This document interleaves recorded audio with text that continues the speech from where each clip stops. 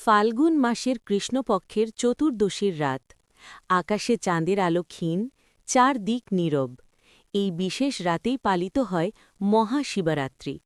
কিন্তু প্রশ্ন হল, এই রাত এত পবিত্র কেন? কেন ভক্তরা উপবাস করে, জেগে থাকে আর ওম নমঃ শিবায় জপ করে?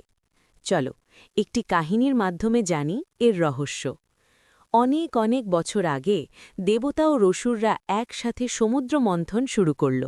অমৃত লাভের আশায় তারা দুধের সমুদ্র ঘুরিয়ে তুলল। সেই সময় সমুদ্র থেকে বেরিয়ে এলো বহু রত্ন, দেবী দেবতা, ঐশ্বর্য। কিন্তু হঠাৎ করে উঠে এলো এক ভয়ঙ্কর বিষ, হালাহল। বিষ এতটাই শক্তিশালী ছিল যে তার ধোঁয়াতেই সৃষ্টি জগৎ ধ্বংসের পথে। দেবতারা আতঙ্কিত হয়ে পড়লেন। কেউ সেই বিষ ধারণ করতে পারছিলেন না। তখন সবাই ছুটে গেলেন মহাদেবের কাছে, স্বয়ং শিব। মহাদেব করুণায় ভরা হৃদয় বুঝলেন, এই বিষ যদি কেউ না নেয় তবে সমস্ত সৃষ্টিই ধ্বংস হয়ে যাবে।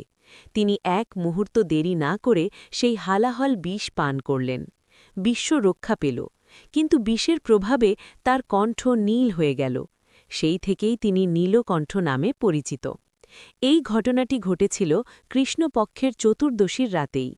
তাই ভক্তরা বিশ্বাস করেন, এই রাতই সেই ত্যাগ ও করুণার স্মৃতি যেদিন মহাদেব নিজের কষ্ট সহ্য করে বিশ্বকে রক্ষা করেছিলেন। কিন্তু শিবরাত্রির আরেকটি কাহিনীও প্রচলিত আছে। দেবী পার্বতী মহাদেবকে স্বামীরূপে পাওয়ার জন্য কঠোর তপস্যা করেছিলেন। বছরের পর বছর তিনি উপবাস, ধ্যান ও ভক্তিতে নিমগ্ন ছিলেন। অবশেষে এই পবিত্র রাতেই মহাদেব তার তপস্যায় সন্তুষ্ট হয়ে তাকে গ্রহণ করেন। তাই এই রাতকে শিব পার্বতীর মিলনের রাতও বলা হয়। এই দুটি ঘটনাই আমাদের শেখায়, মহাশিবরাত্রি শুধু একটি উৎসব নয়, এটি ত্যাগ, ভালোবাসা এবং আত্মনিয়ন্ত্রণের প্রতীক। একটি ছোট গল্প শোনো। এক গ্রামে থাকত এক শিকারী। সে ছিল সাধারণ মানুষ, শিবভক্ত নয়। একদিন বনভূমিতে শিকার করতে গিয়ে রাত হয়ে গেল। ভয়ে সে একটি বেলগাছের ওপর উঠে বসে রইল। না খেয়ে না ঘুমিয়ে সে সারা রাত জেগে কাটাল। অজান্তেই সে গাছের পাতা ছেড়ে নিচে ফেলছিল। গাছের নিচেই ছিল একটি শিবলিঙ্গ। তার ছোড়া বেলপাতা শিবলিঙ্গের ওপর পড়ছিল, আর সে অনিচ্ছাকৃতভাবে উপবাস ও জাগরণ করছিল। সেই রাত ছিল শিবরাত্রি। সকালে যখন সে বাড়ি ফিরল, তার মনে এক অদ্ভুত শান্তি অনুভূত হল। বলা হয়, মহাদেব তার অজান্তে করা ভক্তি গ্রহণ করেছিলেন। এই গল্প আমাদের শেখায়, শিবরাত্রির মূল কথা হল ভক্তির আন্তরিকতা। জাগরণ মানে শুধু রাত জাগা নয়, নিজের ভিতরের অন্ধকারকে জাগিয়ে তোলা। উপবাস মানে শুধু খাবার ত্যাগ নয়, অহংকার ও কুপ্রবৃত্তি ত্যাগ করা।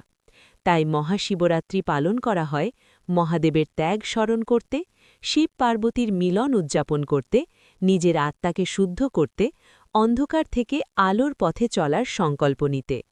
রাত যত গভীর হয়, ভক্তদের কণ্ঠে তত জোরে ধ্বনিত হয়, ওম নমঃ শিবায়।